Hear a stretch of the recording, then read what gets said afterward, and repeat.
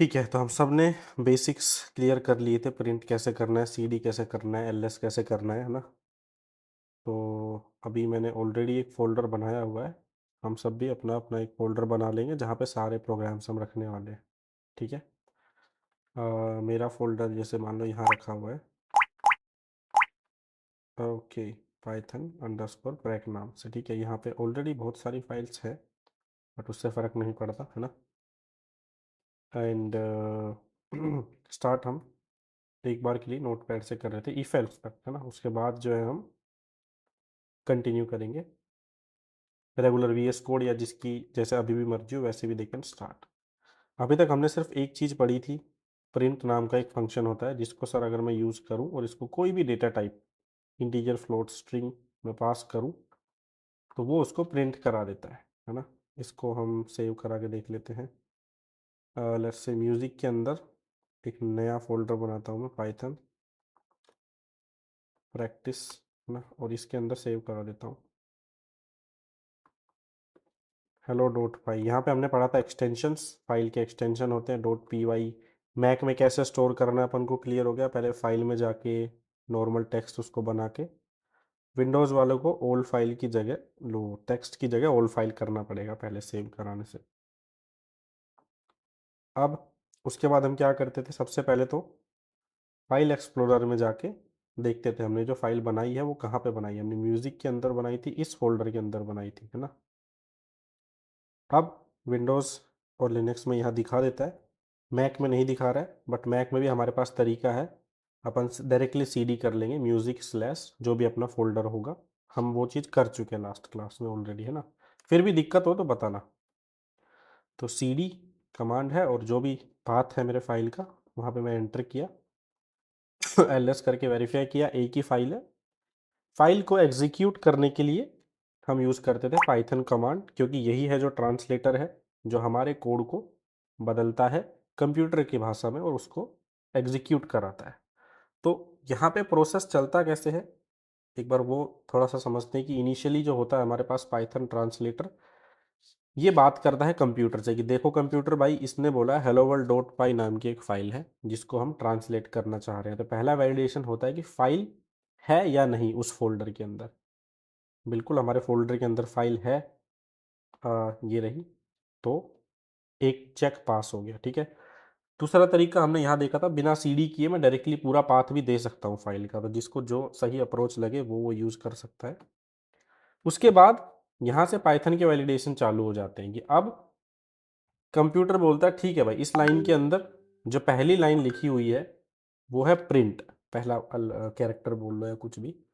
तो directly computer Python से पूछता है भाई प्रिंट नाम के किसी फंक्शन को तुम जानते हो क्या, है ना? क्योंकि यहाँ पे तो मैं कुछ भी लिख सकता हूँ, प्रिंट ही लिख दिया, है ना, डिस्प्ले लिख दिया, कुछ भी लिख सकता हूँ मैं। तो पहले फंक्शन वैलिडेशन होता है कि क्या ये ऐसा फंक्शन है जिसको पाइथन जानता है। अब पाइथन प्रिंट फंक्शन को जानता है क्योंकि मैंने बता दिया आपको। अगर नहीं जानता होता या मान लो प्रिंट की जगह हम ट्राई करते हैं डिस्प्ले, भाई डिस्प्ले भी तो हो सकता है। इस तरह से अगर मैं कुछ हरकत करूँगा, कुछ ऐसी चीज़ लिखूँगा जिसको पाइथन नहीं जानता, तो वहाँ पाइथन हमको एरर दे देगा कि भैया डिस्प्ले जो आपने लिखा है हम नहीं जानते क्या है, ठीक है?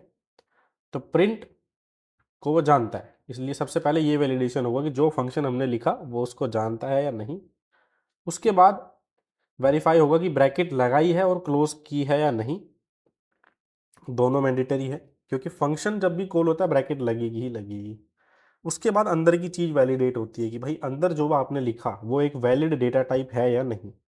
क्योंकि मैंने डबल कोट्स लगा दिए तो ये वैलिड डेटा टाइप है। अगर मैं यहाँ से डबल कोट्स हटा दूंगा, अगेन अब पाइथन नहीं जानता कि विपिन क्या है। अगर मैं इसको रन करने जाऊंगा वो अगेन सेम बोलेगा, इसको नहीं पता, ना ये स्ट्रिंग है, ना ये इंटीजर है, ना ये फ्लोट है। यहाँ तक हमने कवर कर लिया था। अब अगर मैं बात करूँ कि सर ठीक है मैंने नाम प्रिंट करा दिया, है ना, इसके नीचे मैंने मान लो एज प्रिंट करा दी, है ना, इसके नीचे मान लो मैंने एड्रेस प्रिंट करा दिया, जयपुर अलवर जो भी है ना। अभी मैं रन किया, भाई तीनों आउटपुट मेरे को मिल गए। इस कोड में दिक्कत क्या है सर? मैंने यहाँ कुछ लिख दिया कोई दिक्कत नहीं है, फिर मैंने नीचे कुछ लिख दिया, कोई दिक्कत नहीं है। अब मेरे को यहाँ मान लो कुछ एक्स्ट्रा इफेक्ट डालने हैं। एक्स्ट्रा इफेक्ट जैसे कि अभी के लिए तो मैंने नई लाइन के लिए मेरे को नया ही प्रिंट फंक्शन बनाना पड़ रहा है। सर इज इट पॉसिबल मैं इसी के अंदर कुछ लिख दूं कि एक ही प्रिंट फंक्शन हो, उसी के अंदर सारी चीजें हो जाए, है ना? या फिर चलो मैं हेलो वर्ल्ड लिखता हूँ, है ना? हेलो वर्ल्ड यहाँ पे लिखा, यहाँ पे आ गया। अब सर ऐसा कुछ तरीका है कि हेलो यहाँ तक आए और वर्ल्ड यहाँ से लिखना चालू हो जहाँ पे यू आ रहा है नेक्स्ट लाइन से। तो इस तरह के स्पेशल इफेक्ट जब हम डालेंगे या डालना चाहते हैं तो हम यूज़ करते हैं एस्केप सीक्वेंस का, और इनकी ज़रूरत हमको हमेशा पड़ती ही है, क्योंकि किसी भी सॉफ्टवेयर में ऐसा नहीं होता कभी भी कि फाइल्स या सारी चीज़ें हमेशा केवल इधर लाइन से ही चलती है। हमेशा कुछ चीज़ें बीच में भी रहती है। अगर इसका बेस्ट एग्जांपल हमने उस टाइम भी देखा था, जो व्हाट्सएप की वेबसाइट है, इसमें डायरेक्टली ज़रूरी नहीं है चीज़ें इधर से ही आ रही हो, चीज़ें बीच में आती है डायरेक्टली, है ना? तो सर ऐसे मेरे को लिखना ही इतना स्पेस चालू करके देना है तो, है ना? तो इन सब चीज़ों को थोड़े सही तरीके से, मैं तो सर यहाँ भी ऐसे इतना सारा स्पेस दे के प्रिंट करा दूंगा, मेरा काम तो हो जाएगा। बट एक अच्छा तरीका नहीं है। कोड ना तो समझ में आ रहा है इधर अच्छे से, ठीक है इतनी बड़ी रैंडम जगह खाली है। पाइथन ये चीज़ें अप्रोच रिकमेंड नहीं करता कि आप ऐसे करो, और ये तो सिर्फ जगह की बात थी, और भी बहुत सारी चीज़ें होती है ना। अभी एक एग्जांपल अगर मैं लूँ तो ये मेरा टर्मिनल ब्लिंक कर रहा है, सबको दिख रहा है हल्का सा। जब भी मैं कुछ गलत टाइप या गलत बटन दबाता हूँ तो विंडोज़ में भी एक आवाज़ आती है बीप करके, और मैकबुक में भी माजिद अगर आप बैक स्पेस दबाओगे यहाँ पे तो आवाज़ आएगी कि ठीक है ये ऐसा कुछ नहीं कर सकते। तो उन सब इम्पैक्ट के लिए कि आपके प्रोग्राम में अगर कोई छेड़खानी कर रहा है तो बीप साउंड दो उसको, या इन सब चीज़ों के लिए हम यूज़ करते हैं एस्केप सीक्वेंसेस। अब बहुत सारे होते हैं, है ना?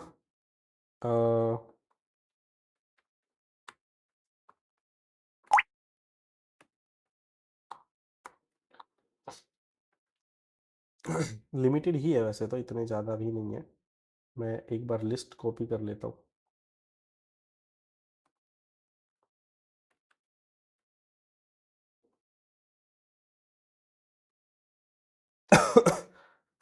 इससे पहले हम एक चीज़ और पढ़ लेते हैं, कमेंट्स, है ना? कमेंट का मतलब क्या हुआ भाई? फेसबुक इंस्टाग्राम वाला कमेंट नहीं है, वो ऐसा कमेंट है जो सबको दिखता है ना। बट प्रोग्रामिंग में कमेंट का मतलब होता है कि जो ट्रांसलेटर को नहीं चलानी ऐसी चीज़। अब मान लो मैं एक लाइन लिख रहा हूँ, एक कोड लिख रहा हूँ जो मान लो 1500 लाइन का कोड है ना, एक फाइल है, उसमें 1500 हज़ार लाइनें हैं। आज मैं इस कंपनी में हूँ, कल को मैं दूसरी कंपनी में चला गया, तो मेरे बाद जो नेक्स्ट बंदा काम करेगा उस फाइल के ऊपर, उसको समझ ही नहीं आएगा कोड कि क्या लिख रखा है, या तो उसको एक एक लाइन पढ़नी पड़ेगी, इवेल्युएट करनी पड़ेगी, उसमें बहुत ज़्यादा टाइम जाता है। तो हमेशा माना जाता है एक अच्छा कोड यही है जिसमें आप कमेंट लिखते चलो। अब कमेंट क्यों बुलाया जाता है? फॉर एग्जांपल यहाँ पे मैं लिखता हूँ हैशटैग हेलो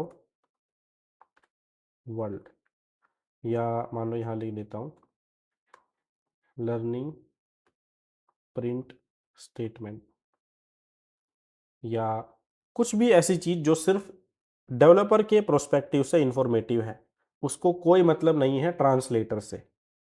ऐसे कोड जो कभी एग्जीक्यूट नहीं होते, इन शॉर्ट अगर हम बोले तो ये वो लाइंस होती है जो ट्रांसलेटर जिनको इग्नोर कर देता है। तो अब अगर मैं इस प्रोग्राम को रन करूँगा तो जो ट्रांसलेटर है पाइथन वो बोलेगा भाई पहली लाइन चालू हो रही है हैशटैग से, तो वो उसको स्किप कर देगा, इसको इग्नोर मार देगा, ठीक है इस लाइन को कुछ करना ही नहीं है, हैशटैग से चालू हो रही, तो सीधा वो लाइन नंबर 2 रन करने जाएगा। तो इस लाइन को बोलते हैं कमेंट, और कमेंट पाइथन में हैश से चालू होती है कि जहां आपने हैश लगा के कुछ लिख दिया, चाहे मैं यहाँ लिख दूँ हैशटैग टेस्ट, इसका मतलब हैश के पीछे वाला पार्ट कभी भी एग्जीक्यूट नहीं होगा। इनको हम बोलते हैं कमेंट्स। अभी मैं यहाँ रन किया हेलो डॉट पाई, देखो सिर्फ हेलो वर्ल्ड ही एग्जीक्यूट हुआ है, ये भी इग्नोर मार दिया गया और ये भी इग्नोर मार दिया गया क्योंकि ये हैशटैग के साथ में लिखे हुए हैं। ये था सिंगल सर लाइन्स। सर इसमें कमेंट में सर वो जैसे डबल स्लैश और स्टार स्लैश वो वर्क नहीं करती नहीं, वो नहीं कमेंट्स में? चलता। वो नहीं चलता, इसमें हैशटैग चलता है। दूसरा तरीका यहाँ पे कि सर आप मेरे को मल्टीपल लाइन का कमेंट लिखना हो तो हम यूज़ कर सकते हैं triple quotes. Triple double quotes हो गया और इसके अंदर अब मैं कुछ भी लिख दूँ, आप बोलेंगे सर ये तो स्ट्रिंग हो गई, काइंड ऑफ वही है। ट्रिपल कोट्स में मैं कुछ भी लिख दूंगा तो वो भी कमेंट माना जाएगा। ट्रिपल कोट्स मैं यूजुअली यूज करता हूँ जब मेरे को मल्टीपल लाइंस के लिए कमेंट लिखना हो, कि एक से ज़्यादा लाइन की कमेंट लिखनी हो। या तो ट्रिपल डबल कोट्स लगाऊंगा या ये सिंगल वाले तीन, और यहाँ पे भी तीन। ठीक है, अभी भी ये लाइन रन नहीं करी जाएगी। ठीक है, यहाँ तक किसी को कोई दिक्कत? कमेंट्स एक वो कोड होता है जो कभी भी एग्जीक्यूट नहीं होता, या तो हैशटैग से चालू होगा या triple dot triple single quotes वगैरह से। ये अपन को भी ट्राई करना है ना। यहाँ तक कोई दिक्कत किसी को? No sir. ठीक है, कंटिन्यू करते हैं अपन। अब हम बात करते हैं स्पेशल इफेक्ट डालने के लिए, कि सर मेरे को हेलो चाहिए ऊपर वाली लाइन में, वर्ल्ड चाहिए नीचे वाली लाइन में।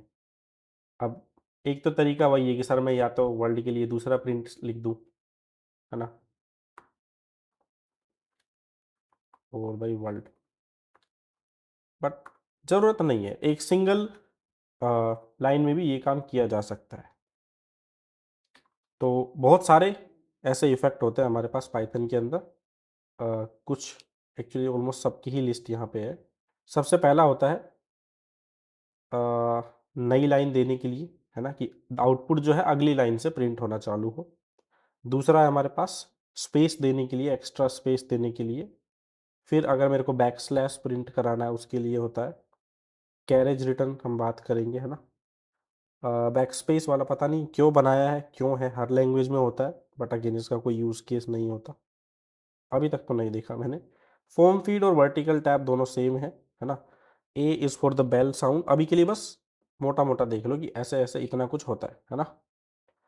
अब यहाँ पे एक चीज नोटिस की है हमने कि सब के सब दो कैरेक्टर के कॉम्बिनेशन है, स्टार्ट हो रहे हैं स्लैश से और ख़त्म भाई सबका अपना अपना। न्यू लाइन एन से है, टैब टी से है, बैक स्लैश से है, आर कैरेज रिटर्न से है ना, बैक स्पेस का बी है। तो एक एस्केप सीक्वेंस हमेशा दो लेटर का कॉम्बिनेशन होता है, दो अल्फ़ाबेट्स बोल लो, अल्फ़ाबेट को नहीं बोलेंगे, स्लैश को, दो कैरेक्टर का कॉम्बिनेशन होता है। पहला हमेशा स्लैश ही होगा, दूसरा कुछ भी हो सकता है। ठीक है, फॉर एग्जाम्पल अब हम इनको लगाते कैसे हैं? एक एस्केप सीक्वेंस हमेशा एक स्ट्रिंग डेटा टाइप के साथ ही लगता है। हम कभी भी इंटीजर के साथ में, फ्लोट के साथ में जो है एस्केप सीक्वेंस नहीं लगा सकते, हमको हमेशा एक स्ट्रिंग ही रखना पड़ेगा। फॉर एग्जाम्पल ये एक स्ट्रिंग है हेलो वर्ल्ड, है ना।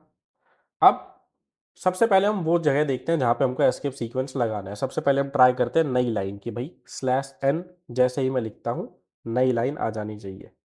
तो फॉर एग्जांपल मैं यहाँ लगाना चाह रहा हूँ हेलो के जस्ट बाद, ओ के बाद मैंने क्या लिखा, भाई यहाँ मैं एस्केप सीक्वेंस लगाना चाह रहा हूँ कि इसके बाद चीज़ें नीचे प्रिंट हो।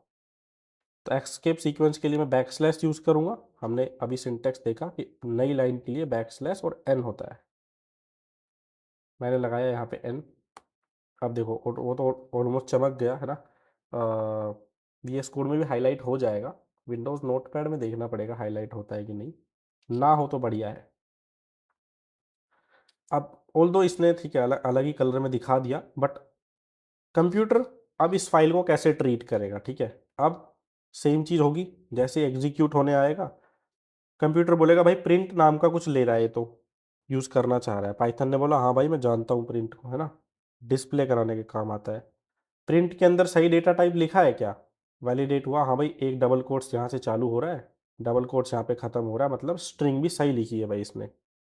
उसके बाद ठीक है भाई, पाइथन ने कंप्यूटर ने बोला बता भाई क्या क्या प्रिंट कराना है। पाइथन ने बोला सर एच लिख दो, कंप्यूटर ने हेलो का एच लिख दिया। उसने बोला ई लिख दो, उसने ई लिख दिया। एल, वापस से एल लिख दिया, दूसरा एल लिख दिया, ओ लिख दिया। अब जैसे ही बैक स्लैश देखा पाइथन ने, अब पाइथन को तो अपने रूल पता है ना भाई, हम इंग्लिश में देखते हैं इज अगर आ गया तो कुछ ना कुछ लाइक कुछ भी इंग्लिश का कोई भी सिंटेक्स ले लो, है ना। प्रेजेंट टेंस की बात हो रही है, ऐसा कुछ वाज आ गया तो पास्ट टेंस की। ऐसे पाइथन का सिंपल सा रूल है कि स्लैश अगर आ गया, बैक स्लैश अगर आया है, इसका मतलब है कोई ना कोई एस्केप सीक्वेंस यूज होने वाला है। ठीक है, उसके बाद वो इस कैरेक्टर से आइडेंटिफाई करता है। अब वो स्लैश को प्रिंट नहीं कराएगा डायरेक्टली, यहां तक वो चल रहा था, हाँ भाई एच आया, एच प्रिंट हो गया, ई आया, ई प्रिंट हो गया, एल प्रिंट हो गया, ओ प्रिंट हो गया। जैसे ही बैक स्लैश आया, पाइथन ने कंप्यूटर को बोला भाई रुको। बैक स्लैश से मेरे पास सिंपल सा रूल होता है कि भाई कोई ना कोई एस्केप सीक्वेंस आने वाला है। कौन सा आएगा, वो नेक्स्ट कैरेक्टर से पाइथन डिटेक्ट करता है। अब स्लैश के साथ हमने लिखा है एन, इसका मतलब होता है न्यू लाइन। पाइथन के पास ऐसा एक एस्केप सीक्वेंस है। तो पाइथन जो है हेलो यहां तक प्रिंट हो चुका था हमारा।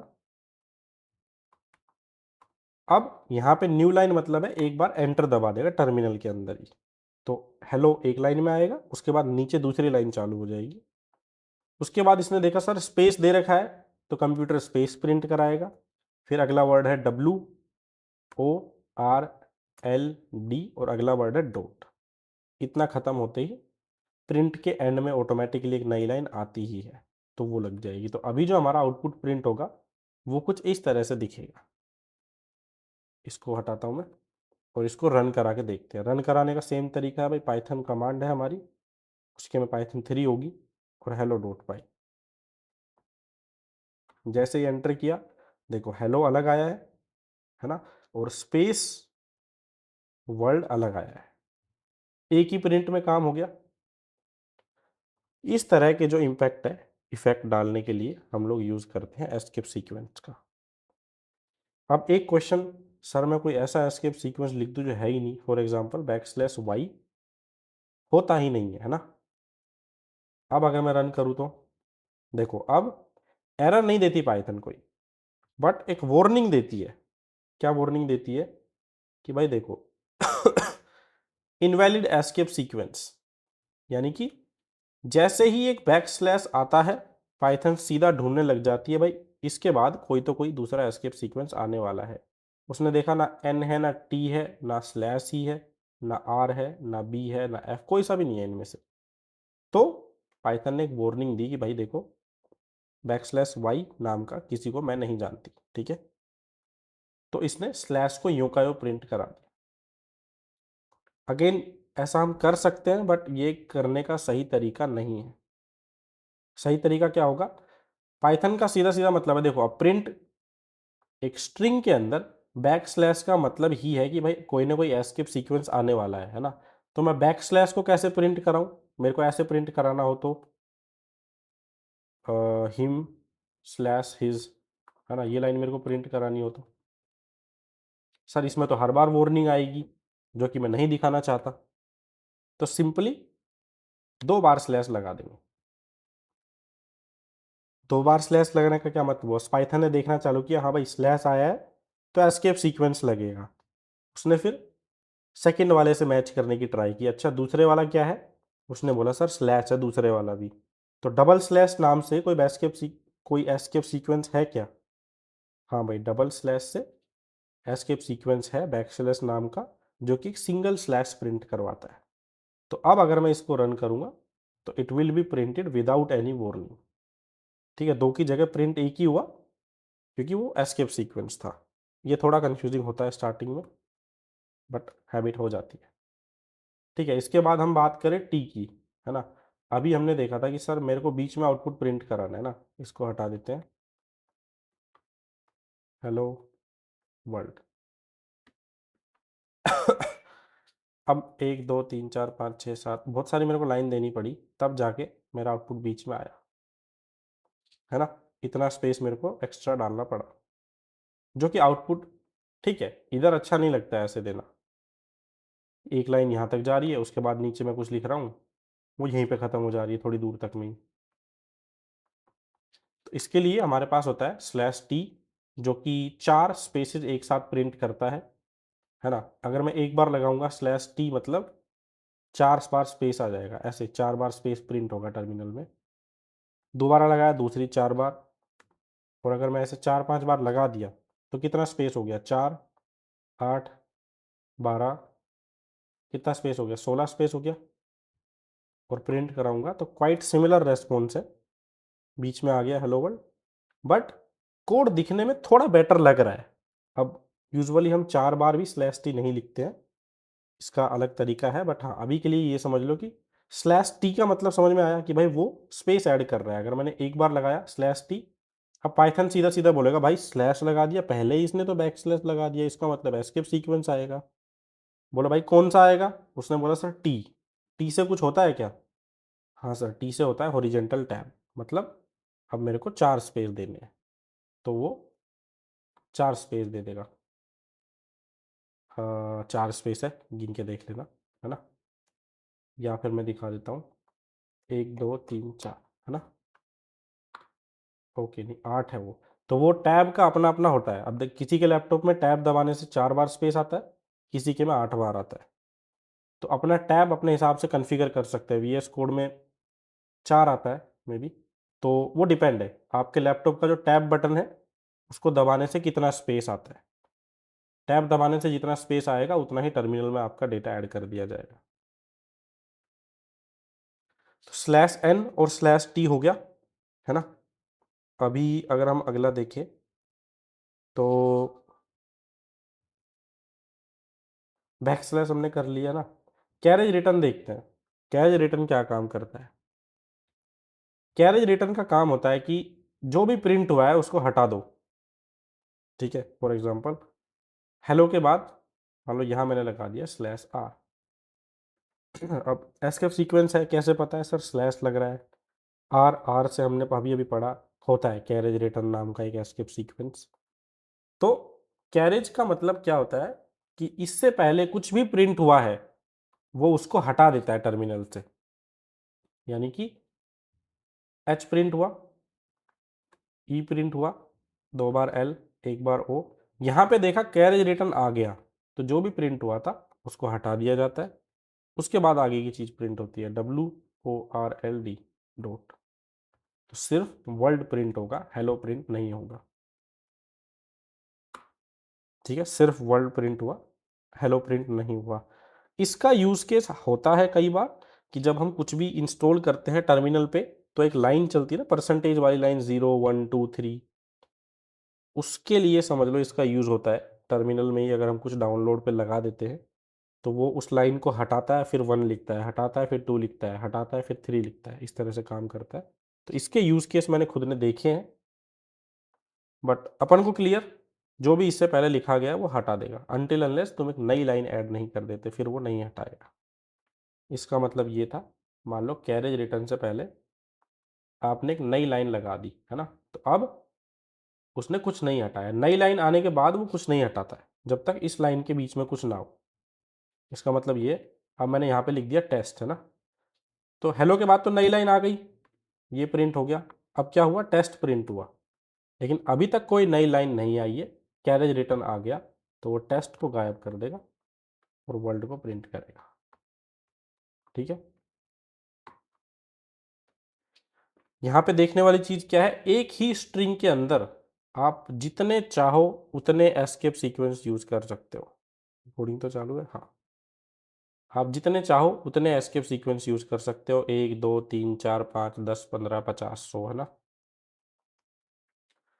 उसके बाद आता है बैक स्लैश। इसका मेरे को आज तक यूज समझ नहीं आया क्यों है, बट ये करता क्या है, एक कैरेक्टर हटा देता है। भाई बैक स्पेस क्या काम करता है, लैपटॉप में बैक स्पेस दबाते हैं या मैक में डिलीट बटन हम दबाते हैं तो एक लिखा हुआ कैरेक्टर डिलीट हो जाता है। फॉर एग्जांपल यहाँ पे मैं बैक स्पेस दबाऊंगा तो बी ही डिलीट हो गया है।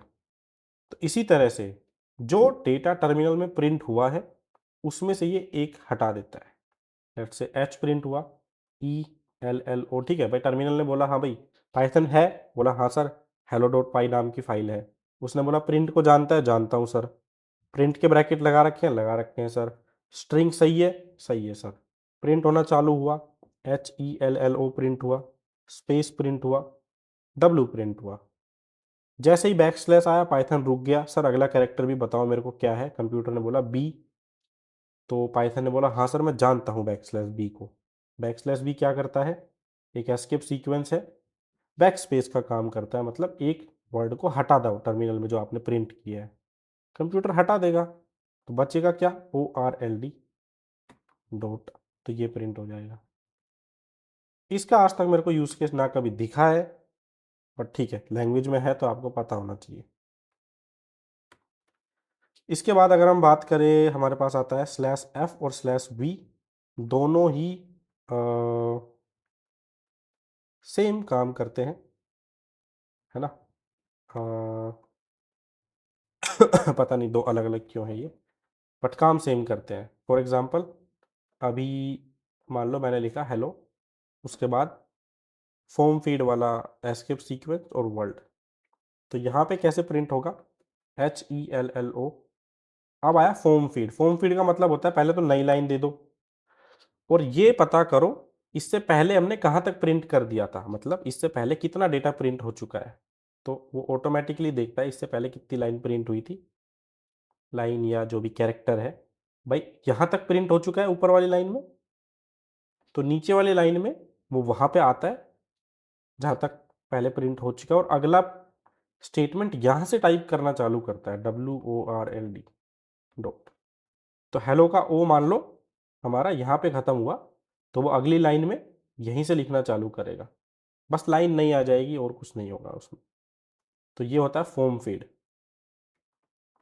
अगर इसको रन किया तो ओ यहाँ पे प्रिंट हो चुका था, उसके बाद डब्लू इसने एग्जैक्ट इसके नीचे से चालू किया, तो ना स्पेस देना पड़ा ना टैब देनी पड़ी, सेम काम करता है वर्टिकल टैब। पता नहीं दो अलग अलग क्यों बना रखे मैंने अभी तक। इसके बाद हमारा आता है अलर्ट और बेल। अब देखो ये एक ऐसा एस्केप सीक्वेंस है, और मे बी इन दोनों में से भी कोई सा, तो विंडोज़ में नहीं करता काम, वो कुछ अलग ही इमोजी बन के आ जाता है। अभी किसी की तो स्क्रीन शेयर करके ट्राई करेंगे तब पता लगेगा। /a को समझने के लिए आपको ठीक है मैं दिखाता हूँ अभी कैसे काम करता है, बट ए का मतलब होता है बेल साउंड या बीप साउंड, या जब भी आप कुछ गलत कमांड लिखते हो उस टाइम पे एक वार्निंग छोटी सी होती है कि भाई कुछ गलत कर रहे हो आप अभी, है ना। फॉर एग्जांपल अभी मैं इसको रन करूं, देखो इससे डिस्प्ले के ऊपर कुछ फर्क नहीं पड़ता, जो लिखा है वही प्रिंट होगा, लेकिन देखना मेरा टर्मिनल ये वाली लाइन ना ब्लिंक करेगी एक बार एग्जीक्यूट करते ही, करी, वापिस से करी, दिख रही है सबको ब्लिंक होती हुई, है ना। और अब मैं एक बार ट्राई करता हूँ माइक्रोफोन बदलने का, तो मे बी आपको आवाज़ भी सुनाई दे।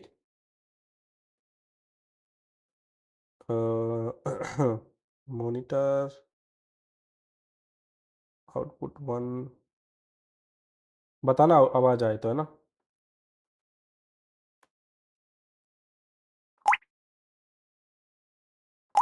आई क्या,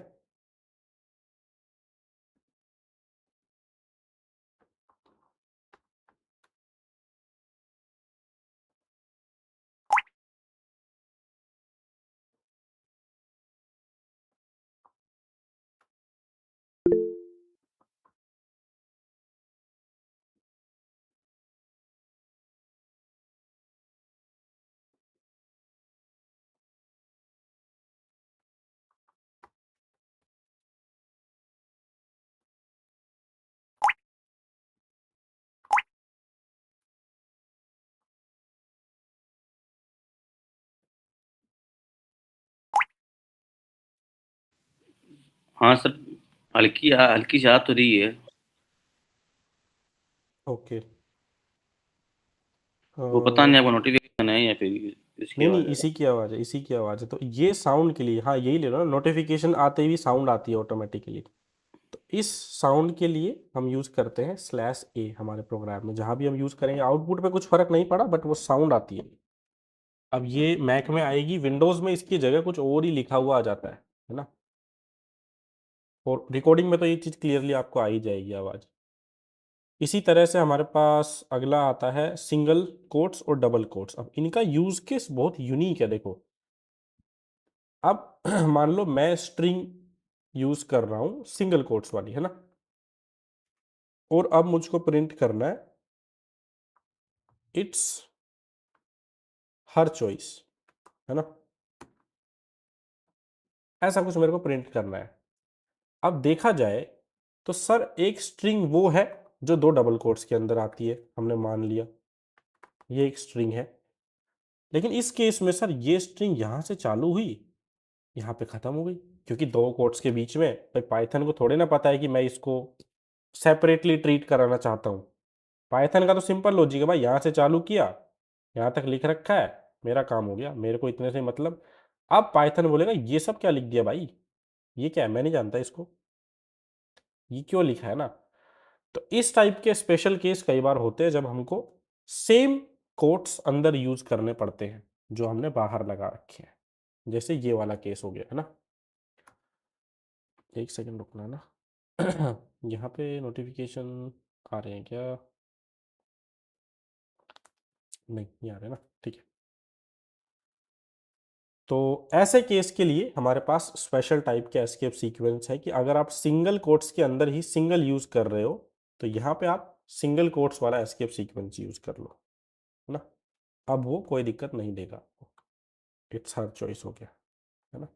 या फिर यहाँ पे सिंपल सा तरीका है, अगर मोस्टली हम यही करते हैं कि अगर अंदर सिंगल कोट्स है तो बाहर डबल कोट्स लिख दो कि अच्छा डबल कोट्स के अंदर है, डबल कोट्स यहाँ से चालू हुआ, यहाँ पे खत्म हुआ, तो वो इस पूरे को एक स्ट्रिंग मानेगा, ठीक है। और अगर हमको सेम कोट्स के अंदर सेम चीज़ लिखनी है, मान लो मेरे को ऐसे लिखना है, तो इस केस में जो है हम लोग एस्केप सीक्वेंस का यूज करेंगे, सिंगल या डबल का, जिस भी तरह से हमने स्ट्रिंग को आउटलाइन किया है। अब ये डबल कोट्स के साथ आ जाएगी।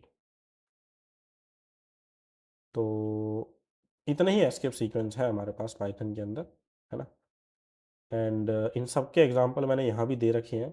फॉर एग्जांपल इस एग्जांपल की अगर मैं बात करूँ, देखो पहली बात तो ये सारा का सारा सेक्शन क्या है, कमेंट है ना। तो ये कभी भी एग्जीक्यूट ही नहीं होगा, इतना क्लियर, कमेंट कभी रन नहीं होती, है ना। फिर अगर मैं इसको अनकमेंट करता हूँ तो क्या प्रिंट होगा भाई, सबसे पहले तो हेलो दिस इज तक प्रिंट होगा, उसके बाद नई लाइन प्रिंट होगी, उसके बाद स्पेस, फिर लाइन फीड और न्यू लाइन, उसके बाद एक स्पेस एक्स्ट्रा, एक नई लाइन यहाँ ऐड होगी और एक लाइन प्रिंट के बाद ऐड होगी, मतलब 2 लाइन ऐड होगी। देखो हेलो दिस इज तक हुआ, उसके बाद स्पेस प्रिंट हुआ, लाइन फीड और न्यू लाइन हुआ, उसके बाद एक नई लाइन एक्स्ट्रा हुई जिससे हम यहाँ पे आए, और यहाँ के बाद भी एक प्रिंट ऑटोमेटिकली जो ऐड करता है वो वाली ऐड हुई जिससे हम यहाँ पे आए।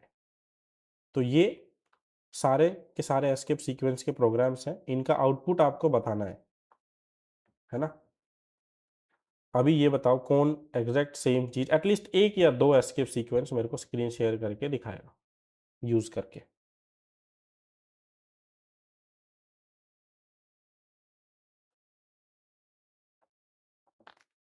कोई भी,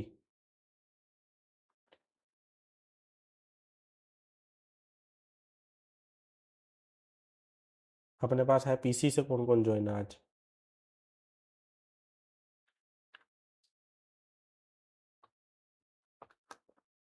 अरे कोई भी शेयर नहीं कर रहा भाई, कोई तो करो, चलो विराट कर दो।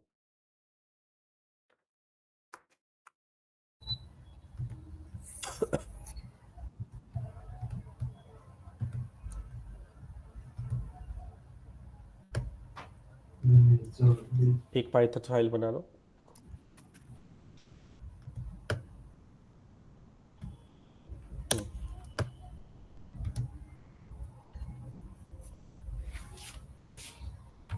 एक बार वही ट्राई करना ना, /a वाला एक बार के लिए, 2-3 कर दो, एक प्रिंट लाइन लिख दो हेलो, एक /n कर दो एक बार तो। स्टार्टिंग से ही कर देता हूँ सर। हाँ चलेगा, स्लैश हमने उल्टा नहीं लगाया क्या,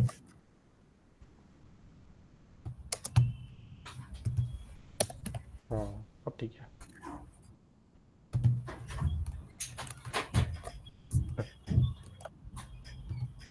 एक एक करके बताऊँ सर या साथ इसी ही कर इसी दो। में ऐड कर दो, इसके पीछे स्लैश वी ऐड कर दो, वर्ल्ड के बाद डी के बाद, क्योंकि स्ट्रिंग के तो अंदर ही लिखने पड़ेंगे ना सारे।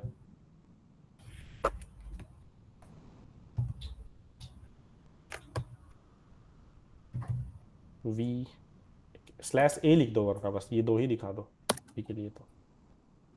हाँ, है ना। और इसको रन करते हैं अगर हम तो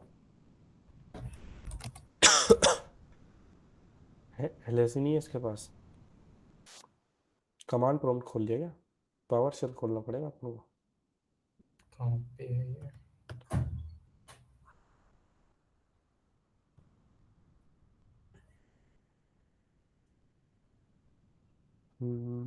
यहाँ पे तो नहीं दिख रही।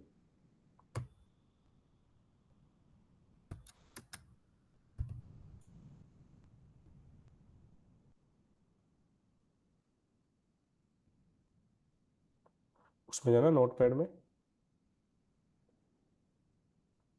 इधर कंट्रोल शिफ्ट एस दबाना एक बार, कंट्रोल शिफ्ट एस, या फाइल पे जाके सेव एज। हाँ, ये है अपनी, कहाँ पे है? अरे सेव मत करना, ऊपर पाथ चेक करो कहाँ पे है। अच्छा सेव ही नहीं किए क्या अभी तक? है, सेव तो है। नहीं, सेव तो पहले ही कर दी मैंने। सी के अंदर पाइथन नाम का फोल्डर है, डायरेक्टली सी के अंदर है वो, है ना। हाँ।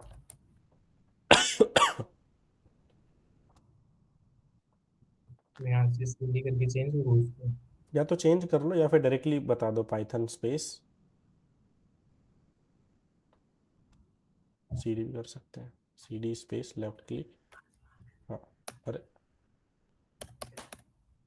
कॉपी नहीं हुआ वो वहाँ से। हाँ।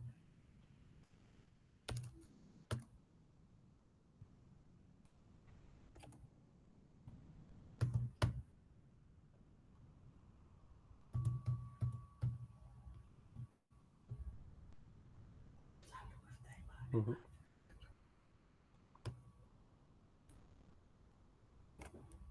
हाँ। और यहाँ पे पाइथन स्पेस और एस्केप सीक्वेंस, एलएस नहीं काम करा, पावर शेल खोलना पड़ेगा वरना फिर अपन को, कमांड प्रॉम्प्ट बंद करिए। और सेल ही खोल लेता हूँ। हाँ, वापिस से सीडी करना पड़ेगा। पाइथन स्पेस, पाइथन या पाइथन 3 था अपना। पाइथन पे है। अब पाइथन लिख के ई लिख के टैब दबाओ। हाँ, क्या शॉर्टकट भी होते हैं, धीरे धीरे अपन सीख। देखो हेलो के बाद आ गया, और ए का यहाँ पे कोई इम्पैक्ट हुआ नहीं है ना। दोबारा रन करना,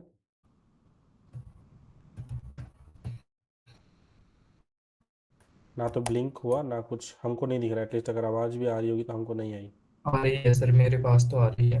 वो नाइस, चलने लगा ये, फिर तो सही है नए वर्जन में। तो एफ या वी ट्राई करना, होम फीड या वर्टिकल टैग वाला, इस एक ही जगह पे लिख दो। स्क्रीन मेरे लिए फ्रीज हुआ, सबके लिए हुआ। क्या हुआ सर? स्क्रीन विजिबल सबके लिए अटक है, मेरे लिए अटका सिर्फ। फ्रीज हो गया स्क्रीन। हम्म, ठीक है, बट अपने को आइडिया लग गया राइट कि एस्केप सीक्वेंसेस क्या है और कैसे काम करता है ना। या सर। चलेगा। मैं करता हूँ वापिस से शेयर, है हो ना। गया। सर इसमें मोस्ट यूज होने वाले स्क्रिप्ट सीक्वेंस कौन से हैं पूरे पाइथन स्लैश में? एन, सिंगल हाँ। कोट्स, डबल कोट्स, और हमारे ये क्या नाम है, मोस्टली तो ये बैक स्लैश भी काफ़ी यूज़ होता है, एन, हाँ। T, single quotes, double quotes, और double back slash. Okay sir. हम्म।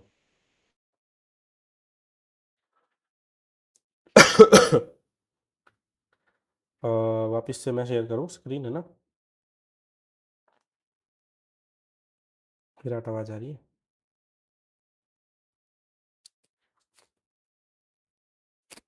Yes sir. अपन स्टॉप कर सकते हैं ना अभी। कर दिया ना सर। अच्छा ठीक है। इसके बाद जो हमारा कंसेप्ट आता है वो होता है वेरिएबल्स एंड डेटा टाइप्स का।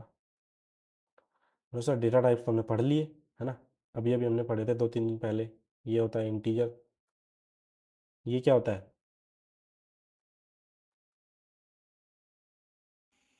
ये भी इंटीजर है सर। है ना, ये भी इंटीजर है।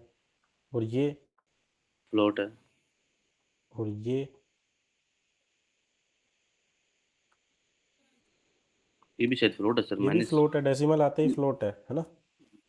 ये होता है इंटीजर, सॉरी स्ट्रिंग, स्ट्रिंग। है ना। स्ट्रिंग, और ये भी स्ट्रिंग ही है ये सर। भी स्ट्रिंग है क्योंकि डबल कोट्स के अंदर आ गया वो, है ना। हाँ, सिंगल कोट्स में लिखूंगा तो भी स्ट्रिंग है। स्ट्रिंग। अब डेटा टाइप्स हमने बहुत बेसिक्स पढ़े थे। अब एक और डेटा टाइप हम पढ़ते हैं, बुलियन। बूल डेटा टाइप इसको बोलते हैं, है ना। इसके अंदर सिर्फ दो ही वैल्यू आती है, ट्रू और फॉल्स। ठीक है। एक नया डेटा टाइप हमने आज एक्सप्लोर किया, नाम क्या है, बूल या बुलियन। और ये इसकी दो ही पॉसिबल वैल्यू हो सकती है। जिस बार इंटीजर की तो इनफाइनाइट वैल्यूज है, सिमिलरली फ्लोट की भी इनफाइनाइट वैल्यूज पॉसिबल है, स्ट्रिंग की भी इनफाइनाइट वैल्यू पॉसिबल है। लेकिन बूल टाइप के डेटा की दो ही पॉसिबल वैल्यू हो सकती है, या तो ट्रू या फॉल्स। इसमें टी कैपिटल होगा और एफ भी कैपिटल होगा। इसका हम यूज करते हैं मोस्टली जब हम डिसीजन मेकिंग करते हैं, इफ एल्स वगैरह में हम देखेंगे इसको। तो एक और डेटा टाइप हमने एक्सप्लोर किया, कौन सा, बूल। बूल डेटा टाइप में कोई दिक्कत, इसकी दो ही वैल्यू, ट्रू फॉल्स बस। ठीक है। अब एक बात बताओ, ये कौन सा डेटा टाइप होगा, स्ट्रिंग ही है सर। स्ट्रिंग ही होगा, क्योंकि डबल कोट्स के अंदर चाहे मैं कुछ भी लिख दूं वो हमेशा स्ट्रिंग ही बन जाएगी। तो ये बहुत कंफ्यूजन होता है कि ये बुलियन है कि नहीं है। भाई ये स्ट्रिंग है क्योंकि डबल कोट्स के अंदर आ रहा है। तो अभी तक हमने बहुत सिंपल वाले डेटा टाइप्स पढ़े, जैसे कि इंट पढ़ा, इंटीजर को शॉर्ट में इंट बोलते हैं। फ्लोट पढ़ा, स्ट्रिंग को शॉर्ट में str बोलते हैं। और बुलियन को बोलते हैं बूल। अभी तक हमने बस पढ़ा है इनको, है ना। अब कल को मैं बोलूँ सर मैं कैलकुलेटर बना रहा हूँ, तो मेरे को इतना बड़ा मान लो सम करना है, तो मैं याद थोड़ी रखूंगा सर ये नंबर है इनको जोड़ दो। मैं कुछ तो शॉर्ट तरीका ढूंढूंगा इनको स्टोर कराने का कहीं पे भी। या अपन अगर बात करें कि अब इस फाइल के अंदर इतना लंबा कोड है ना, भले ही कमेंटेड है बट कुछ तो लिखा हुआ है। अब याद थोड़ी रखते हम ये फाइल। हम बोलेंगे सर एस्केप सीक्वेंस वाला कोड कहाँ पे रखा है, सर हेलो डॉट पाई नाम की फाइल है उसके अंदर है। यही होता है, हम हमेशा शॉर्ट नेम यूज करते हैं भाई फाइल के लिए, है ना। गानों के लिए हो गया, वीडियो फाइल्स हो गई, पूरी पूरी मूवी थोड़े याद रखते हैं, बस नाम याद रखते हैं कि भाई मार्वल की आयरन मैन मूवी में ऐसा ऐसा कुछ है ना। या सिर्फ नाम हो गया, आयरन मैन हो गया, या अभी धुरंधर आई थी तो धुरंधर हो गया, सिर्फ नाम याद रखते हैं हम लोग। इसी तरह से पाइथन में भी जितने भी हमने डेटा टाइप्स पढ़े हैं इनको डायरेक्टली डायरेक्टली हम यूज़ कर सकते हैं समझने के पर्पज से। बट हम लोग हमेशा पहले इनको कहीं ना कहीं स्टोर करते हैं और उसके बाद उसको हम यूज़ करते हैं ताकि शॉर्ट नेम हमको याद रहे, है ना। तो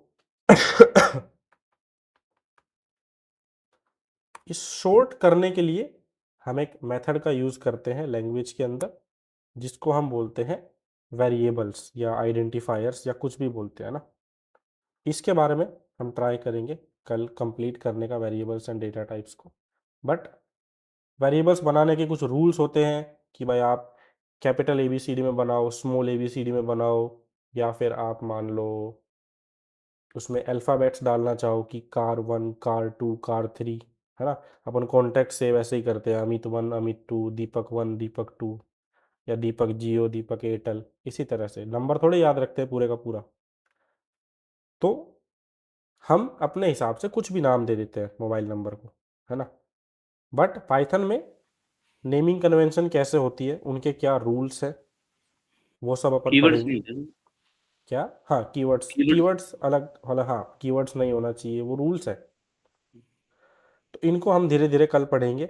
कल हम वेरिएबल्स बनाएंगे बहुत सारे, और ट्राई करते हैं हम ऑपरेटर्स भी कल ख़त्म करने का।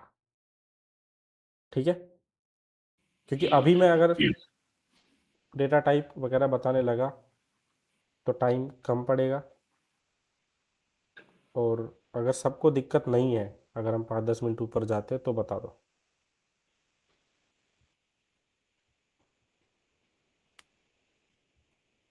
कंटिन्यू करें कि मेरे को नहीं? तो नहीं है, बाकी इनको पूछ लो किसी को। बता दो। योगेंद्र, विजय, विराट, पीएस। अगर ओके है कि अभी हम वेरिएबल नेम वगैरह पढ़ लें तो थम्स अप। सर कल ही शायद कर लेना अभी तो। कल ही कर लें, ठीक है। क्लास स्टार्ट हो जाएगी शायद तक। ठीक है, ठीक है, ठीक है, तो कल ही कर लेंगे। ठीक है। ओके। और सर ये मैं ये बोल रहा था, जैसे साथ में आप पढ़ा रहे हो ना, तो जैसे जैसे टॉपिक कंप्लीट हो, हाँ हाँ थोड़े बहुत इंटरव्यू क्वेश्चन भी बता दिया करो आप, कि हाँ, वो ऐसा इंटरव्यू इफ क्वेश्चन एल्स, आता इफ एल्स से देखो मेन चालू करेंगे इंटरव्यू वाले, क्योंकि ये तो बहुत बेसिक्स है। है। हाँ इंटरव्यूअर इतना बेसिक नहीं पूछेगा। हाँ, हाँ, डेटा टाइप वाला था, पूछ सकता था कि डेटा डबल टाइप कोट्स में पूछ ट्रू सकते हैं, लिखा वो तो। वेरिएबल भी पूछ सकते हैं सर। हाँ, नहीं नहीं, वो मैं लेके चलूँगा साथ साथ में। अभी तो गिटअप वगैरह बनाएंगे, बहुत चीज़ें लेके चलेंगे हम लोग अभी तो। ठीक है, तो कल मिलते हैं। टाटा। मैं रिकॉर्डिंग रोक देता हूँ।